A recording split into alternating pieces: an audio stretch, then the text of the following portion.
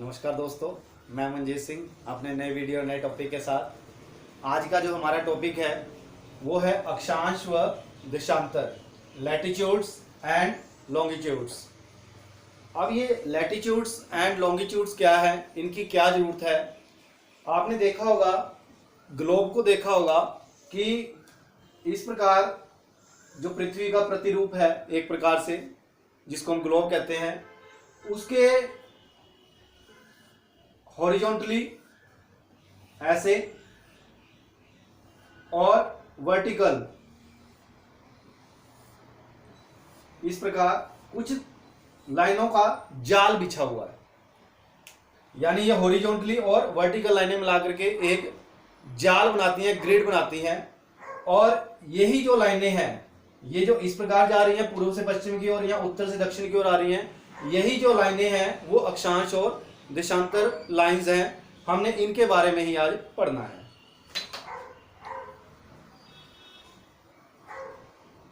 आपको पता है कि जो धरती है उसके बीचों बीच में एक रेखा जाती है जो धरती को दो बराबर भागों में बांटती है। भूमध्य, यानी ये हमारी भू है, हमारी धरती है, और उसके मध्य बीच में से होकर के जो लाइन गुजरती है उसको हम भूमध्य रेखा, या क्योंकि ये एक जो गोला है उसको दो बराबर भागों में इक्वेट करती है, दो बराबर भागों में बांटती है, इसलिए इसको इक्वेटर भी कहते हैं।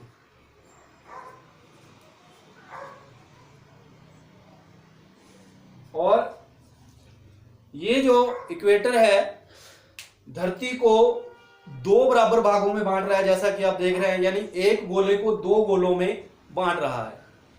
अब आपने कल पढ़ा था या पहले हमने बताया था कि जब दिशाएं कर रहे थे कि ऊपर वाली दिशा नॉर्थ और उसके अपोजिट साउथ। अब चूंकि एक गोले के दो गोले किए गए, आधा गोला ये, आधा गोला ये, और इस प्रकार ऊपर वाला जो गोला है यानी वो नॉर्थ में है, इसलिए हम उसको कहते हैं नॉर्दर्न हेमिस्फेयर, और जो नीचे वाला है उसको हम कहते हैं सदर्न हेमिस्फेयर। जैसा कि आप यहां पर देख रहे हैं, भूमध्य रेखा के उत्तर में उत्तरी गोलार्ध, जिसको इंग्लिश में नॉर्दर्न हेमिस्फेयर, और नीचे में जो है वो दक्षिण गोलार्ध है, जिसे हम सदर्न हेमिस्फेयर के नाम से जान रहे हैं। अब ये जो बीच वाली जो रेखा है, ये जो भूमध्य रेखा है, ये क्योंकि पृथ्वी के बीचों बीच में से गुजर रही है, और इसलिए हम इसको 0 डिग्री नाम दे रहे हैं। भूमध्य रेखा को हम 0 डिग्री के नाम से भी जान रहे हैं। अब क्या है कि इसी रेखा के समानांतर नॉर्थ एंड साउथ, उत्तर और दक्षिण में कुछ और रेखाएं खींची गई हैं। जैसे यहां पर धरती के बिल्कुल सबसे ऊपर नॉर्थ में 90 डिग्री पर नॉर्थ पोल है, और बिल्कुल इसके साउथ में उसके अपोजिट 90 डिग्री साउथ में साउथ पोल है।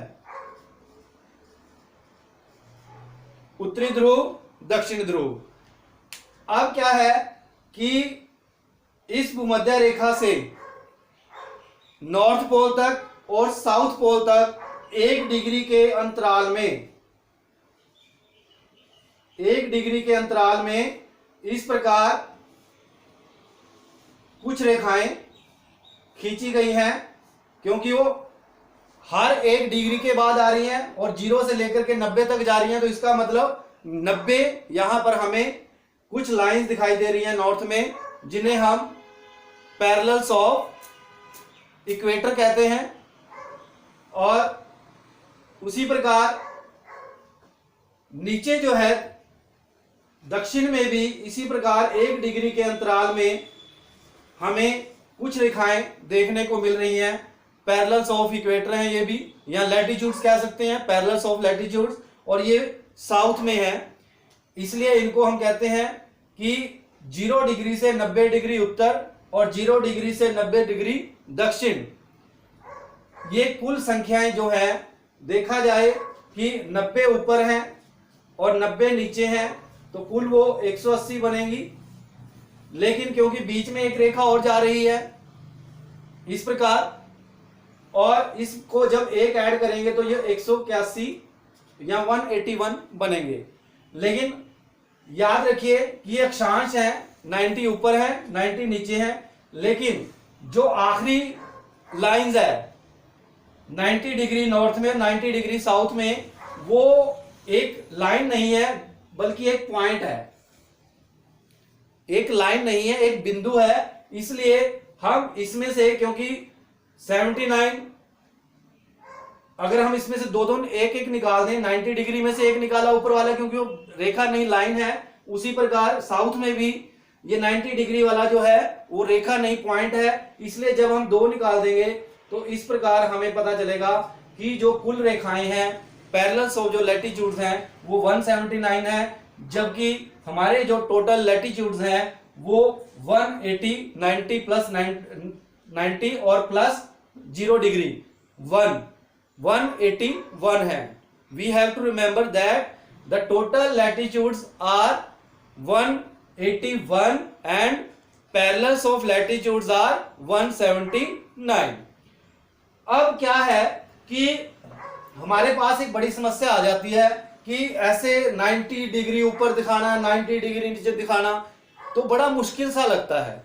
तो हमने क्या किया हुआ है कि हमने जो some important parallels of latitudes हैं हम उनको दिखाएंगे, ताकि आपको थोड़ा सा क्लियर हो जाए। उनकी ज्यादा जरूरत पड़ती है जब हम पृथ्वी के घूर्णन की, रोटेशन की या परिक्रमण की, रेवोल्यूशन की बात करते हैं, जो हम पृथ्वी के घूर्णन और परिक्रमण में समझेंगे। लेकिन उससे पहले जानना जरूरी है कि जो पैरेलल्स ऑफ लैटिट्यूड्स हैं, जो प्रमुख हैं, उनकी हम बात कर लें। यहां पर देखिए, हमने देखा कि यहां पे जैसे भूमध्य रेखा थी, उसको हमने यहां पे 0 डिग्री मेंशन किया, और उसी के 23.5 डिग्री एंगुलर डिस्टेंस पर, कोणीय दूरी पर उत्तर रेखा में, सॉरी भूमध्य रेखा के उत्तर में, in the north of the equator at the distance of 23.5 degree north at the angular distance of the equator, भूमध्य रेखा की कोणीय दूरी पर उत्तर में एक लाइन खींची गई है जिसको हम ट्रॉपिक ऑफ कैंसर कहते हैं, कर्क रेखा कहते हैं। और इसी प्रकार इसी इक्वेटर के साउथ में यहां पर हमें 23.5 डिग्री पर हमने एक और लाइन खींची है जिसको हम ट्रॉपिक ऑफ कैप्रिकॉर्न या मकर रेखा के नाम से जानते हैं। यानी 23.5 डिग्री नॉर्थ में कर्क रेखा है, 23.5 डिग्री में दक्षिण में मकर रेखा है। इसी प्रकार कुछ और पैरेलल्स ऑफ लैटिट्यूड हैं। जब हम 66.5 डिग्री नॉर्थ में जाते हैं तो हमें एक और महत्वपूर्ण सर्कल देखने को मिलता है जिसको हम आर्कटिक सर्कल कहते हैं या आर्कटिक वृत्त कहते हैं। उसी प्रकार इस इक्वेटर के जब हम साउथ में जाते हैं 66.5 डिग्री पर, तो हमें वहां पर एक और वृत्त देखने को मिलता है या पैरेलल्स ऑफ लैटिट्यूड देखने को मिलता है जिसका नाम है 66.5 डिग्री पर जो है उसका नाम है अंटार्कटिक वृत्त।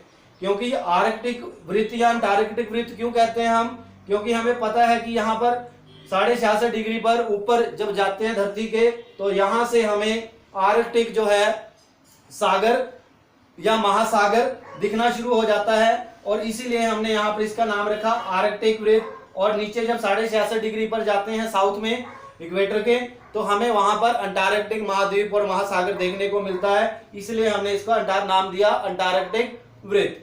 उसी प्रकार इन पोल्स के बिल्कुल 90 डिग्री नॉर्थ में, यहां पर मैंने गलती से साउथ लिख दिया, ये नॉर्थ है, यहां पर 90 डिग्री नॉर्थ में ये जो है उत्तरी ध्रुव है, और 90 डिग्री साउथ में यहां पर दक्षिण ध्रुव है। यहां पर भी मैंने गलती से नॉर्थ का साउथ लिख लिया। अब मैंने साउथ लिखा है तो 90 डिग्री साउथ में जो है वो दक्षिण ध्रुव है, और यहाँ जिसको हम साउथ पोल भी कहते हैं, और 90 डिग्री उत्तर में उत्तरी ध्रुव है जिसको हम नॉर्थ पोल कहते हैं। यानी ये प्रमुख अक्षांश हैं जो हमें बता रहे हैं। या दूसरी तरफ पहले की तरफ हम अगर रिवाइज करें कि भूमध्य रेखा के उत्तर में और दक्षिण में कुछ प्रमुख रेखाएं खींची गई हैं जो उत्तर में भी हैं, दक्षिण में भी हैं, और पूर्व से पश्चिम की ओर पश्चिम को मिला रही हैं, पूर्व से पश्चिम को या पश्चिम से पूर्व को मिला रही हैं। और चूंकि ये खास हैं, महत्वपूर्ण हैं, इसलिए हमने इनके बारे में पढ़ा है। अब क्या बात होती है कि अक्षांश की जरूरत क्यों पड़ती है?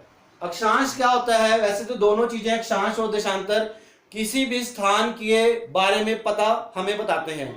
जैसे कई बार हम किसी के घर जाते हैं, हमारे पास उसका एड्रेस होता है कि उसका मकान नंबर क्या है, उसका गली नंबर क्या है, या उसका शहर क्या है, तो उसके आधार पर हम उसके घर में पहुंच जाते हैं।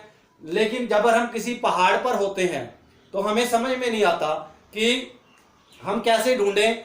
तो वो जो अक्षांश, ये जो डिग्रीज दी गई हैं कि 23.5 डिग्री है, 66.5 डिग्री, तो ये जो 23.5 डिग्री पर मान लो कोई है, तो ये इस रेखा पर, ये लाइन हमने इसलिए खींची कि इस रेखा पर जितने भी स्थान हैं वो सारे के सारे 23.5 की बात करेंगे, और 66.5 डिग्री पर जितने भी स्थान हैं, इसलिए हमने इनको मिला दिया क्योंकि इधर भी वही एंगल बन रहा है और इधर भी वही एंगल बन रहा है। हमने इनको मिलाया इन दोनों के बीच में, या क्योंकि ये सर्कल जो है पूरा होना है, इसके पीछे भी जाएगा। हमने सिर्फ ग्लोब का पहले वाला या आगे वाला हिस्सा दिख रहा है, तो ये जो सर्कल है पूरा होके आएगा। उस सर्कल पर जितने भी स्थान होंगे वो 66.5 डिग्री को ही प्रेजेंट करेंगे, और इससे हमें थोड़ा सा अंदाजा हो जाता है। वो एक देशांतर भी होता है जिसके बारे में हम बाद में पढ़ते हैं। तो दोनों जब वो चीजें मिल जाती हैं तो हमें किसी की व्यक्ति की लोकेशन का पता चल जाता है। लेकिन अक्षांश एक काम और करते हैं। अक्षांश क्या काम करते हैं? हमें किसी स्थान की जलवायु, वहां पर कितनी गर्मी है, कितनी सर्दी है, उसके बारे में भी बताता है, जो लैटिट्यूड्स है। यहां पर आप देख रहे हैं कि यहां पर बीचों बीच में, धरती के बीचों बीच में जीरो रेखा है, भूमध्य रेखा है, इक्वेटर है, और आप यहां पर देख रहे हैं कि हमने यहां पर सूर्य बनाया है, और ये सूर्य की आप देख रहे हैं यहां पर 23.5 डिग्री नॉर्थ में और 23.5 डिग्री साउथ में। यहां पर जो सूर्य की किरणें हैं सीधी पड़ रही हैं, सूर्य की किरणें सीधी पड़ रही हैं, और यहां पर सारा साल यानी दिन में कम से कम एक बार यहां पर सूर्य की किरणें जरूर पड़ती हैं, और इसी वजह से यहां पर सारा साल गर्मी रहती है। और इसी जोन को हमने इसको जोन में बांट के किया है, हीट जोन बनाए हैं। और ये जो जोन है भूमध्य रेखा के 23.5 डिग्री नॉर्थ में और भूमध्य रेखा के 20.5 साउथ में, इसको हम टॉरिड जोन के नाम से जानते हैं, जिसको हिंदी में हम उष्ण कटिबंध भी कहते हैं।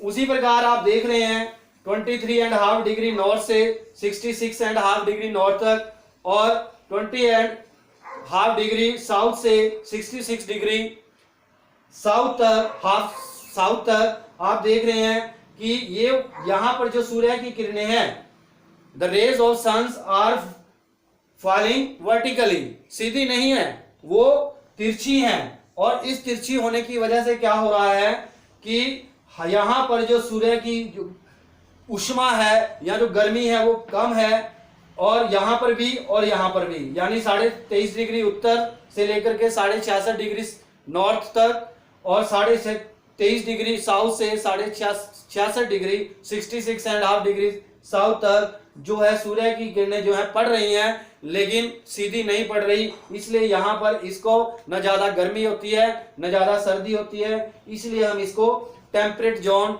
या शीतोष्ण कटिबंध के नाम से जानते हैं। अब आप यहाँ पर देख रहे हैं 66.5 डिग्री नॉर्थ से 90 डिग्री नॉर्थ और 66.5 डिग्री साउथ से 90 डिग्री साउथ तक यहाँ पर सूर्य की किरणें बिल्कुल पहुंची नहीं रही। और इसी वजह से ये जो, क्योंकि आपको बताया हमने कि यहाँ पे आर्कटिक महासागर है, यहाँ पे अंटार्कटिक महासागर है, ये जो स्थिति है यहाँ पर बर्फ ही बर्फ जमी रहती है, और इसीलिए हम इसको फ्रिजिड जोन या शीत कटिबंध के नाम से जानते हैं। एक चीज आप और जान लें कि ये जो लाइनें हैं ये वाकई में खींची नहीं हुई हैं, ये लाइनें काल्पनिक हैं, इमेजिनरी लाइन है जो हमें स्थिति को समझने के लिए सहायक होती हैं। तो उम्मीद है कि जो लैटिट्यूड्स है उनके बारे में आपने थोड़ा सा समझने का प्रयास किया है, और इन लैटिट्यूड्स की मदद से हमारा जो थोड़ा आगे का भूगोल पढ़ने का जो काम होगा वो इनकी वजह से थोड़ा सा सहायक हो जाएगा। एक बार मैं रिवीजन के तौर पे बता दूं कि हमने कहा कि भूमध्य धरती के बीचों बीच में जो एक रेखा खींची गई है, काल्पनिक रेखा जिसको भूमध्य रेखा कहते हैं, उसके उत्तर में और दक्षिण में कुछ और इसी के समानांतर रेखाएं खींची गई हैं जिनके बारे में हमने यहाँ पर विस्तार से पढ़ा है और उनका क्या महत्व है और उससे हमें क्या पता चलता है उसके बारे में पढ़ा। एक चीज और जान लें, इसका क्या मतलब है कि जो भी स्थान भूमध्य रेखा के आसपास होंगे वहां पर गर्मी ज्यादा पड़ेगी, और जैसे जैसे हम भूमध्य रेखा से ध्रुवों की ओर चलते जाएंगे वहां पर वो जो स्थान है ठंडे होते चले जाएंगे। तो उम्मीद है कि आपको ये जो अक्षांश है वो समझ में आया होगा। देशांतर का जो हिस्सा है वो हम भाग 2 में करेंगे और बाद में हमारा जो अक्षांश और देशांतर है वो कंप्लीट हो जाएगा। इसी के साथ आज का टॉपिक खत्म हुआ। धन्यवाद।